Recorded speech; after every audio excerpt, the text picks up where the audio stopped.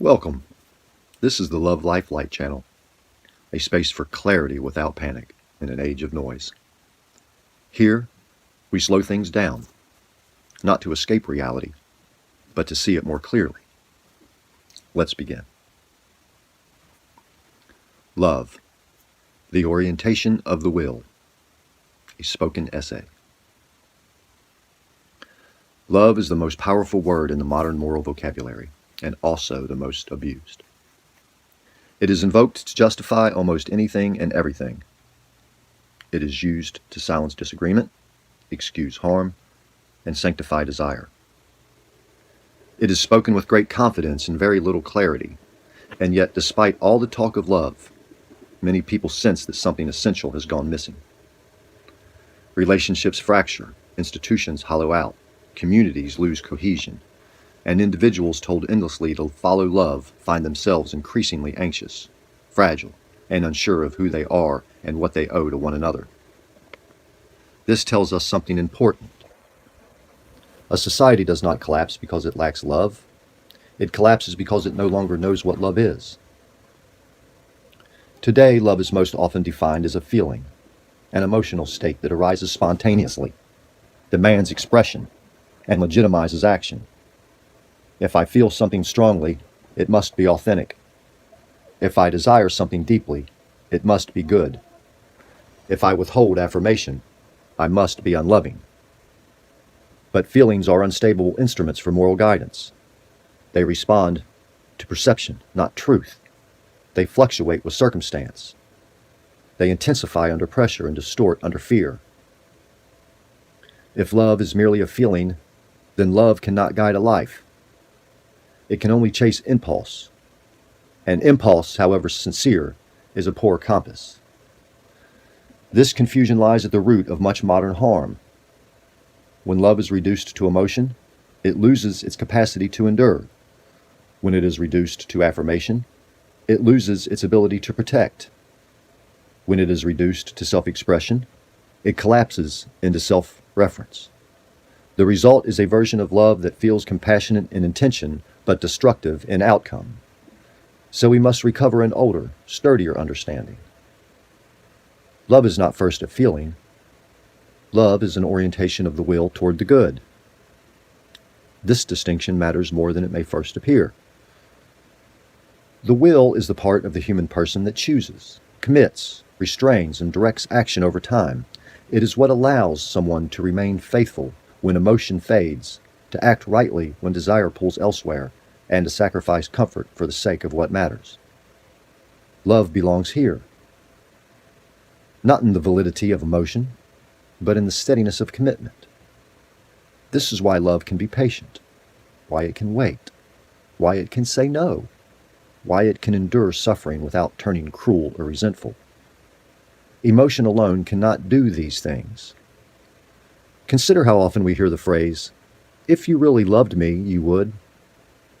What usually follows is not a call to goodness, but a demand for validation or permission. Love becomes leverage rather than responsibility. But true love does not coerce, and it does not abdicate. It seeks the good of the other even when that good is costly, inconvenient, or misunderstood. This is why love and truth cannot be separated.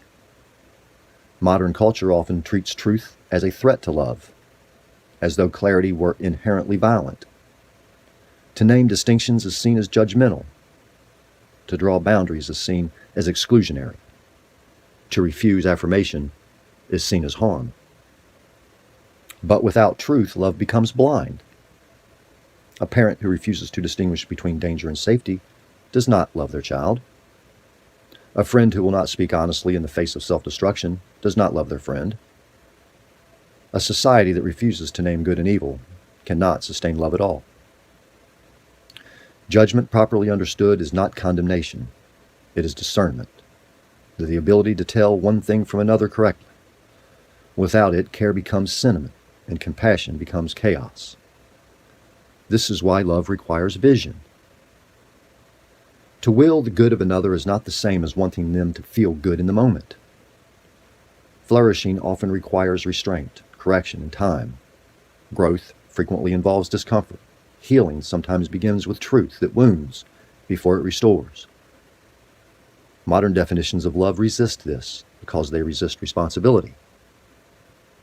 Responsibility implies that actions matter, that choices have consequences, that not every desire deserves expression, that care involves limits. But responsibility is not oppression. It is dignity. To treat someone as responsible is to acknowledge their agency, their capacity to choose, to grow, to act meaningful in the world. To remove responsibility in the name of compassion is to reduce a person to fragility. Love does not do that. Love calls people upward, not because they are worthless, but because they are capable. This is why love, rightly understood, stabilizes rather than destabilizes. It does not panic in the presence of difficulty. It does not dissolve under disagreement. It does not retreat at the first sign of tension. It remains oriented. In an age driven by urgency and emotion, this kind of love can appear cold or uncaring. But it is neither. It is simply not ruled by fear. Fear demands immediate relief. Love considers long-term good. Fear avoids conflict at all cost. Love confronts when necessary and remains present. Fear seeks control. Love seeks formation. This distinction matters deeply because panic often disguises itself as love. We are told that we must act immediately or harm will occur. That hesitation is hostility, that caution is cruelty, that patience is privilege. But panic narrows perception. It shortens time horizons. It replaces wisdom with urgency and substitutes reaction for judgment. A panicked version of love demands action without understanding and affirmation without discernment. It feels intense, but it cannot endure. True love refuses to be rushed by fear. It understands that human beings are not problems to be solved, but persons to be formed. And formation takes time. This is why love and order belong together. Order is not rigidity, it is structure, oriented towards life. It is the framework within which flourishing becomes possible. Love without order becomes indulgence. Order without love becomes cruelty. But love ordered towards the good becomes a stabilizing force, capable of sustaining families, friendships, institutions, and cultures. When love is misdefined, cultures fragment. When it is recovered, cultures heal. Much of our current unrest comes from asking love to do what it cannot do when detached from truth. We ask it to carry moral weight without moral clarity. We ask it to resolve conflict without naming reality. We ask it to affirm everyone without guiding anyone. That is too much to ask of any word. So we must be willing to speak more carefully. Love is not the suspension of judgment. It is judgment rightly ordered toward the good. Love is not the absence of boundaries. It is the wisdom to place boundaries where life can grow. Love is not panic in the face of suffering. It is the refusal to abandon truth when suffering appears. This kind of love does not always feel pleasant, but it is trustworthy. It does not promise ease. It promises meaning, and meaning is what people are starving for. We do not need louder declarations of love.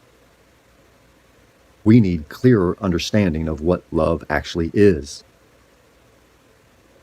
When love is grounded in the will and oriented toward the good, it becomes something more than a feeling to chase or a slogan to wield. It becomes a force capable of restoring sanity to disoriented lives. It steadies relationships. It strengthens communities. It gives individuals the courage to endure discomfort without losing compassion. In a culture that equates love with approval, this recovery will feel countercultural. But it is necessary. Because love, properly understood, is not fragile. It is patient. It is firm. It is humble. It is courageous. And above all, it is clear. That is the kind of love worth recovering. Thank you for taking the time to think carefully. If this has helped bring clarity, take it with you and let it shape how you see, speak, and act. Until next time, remain steady.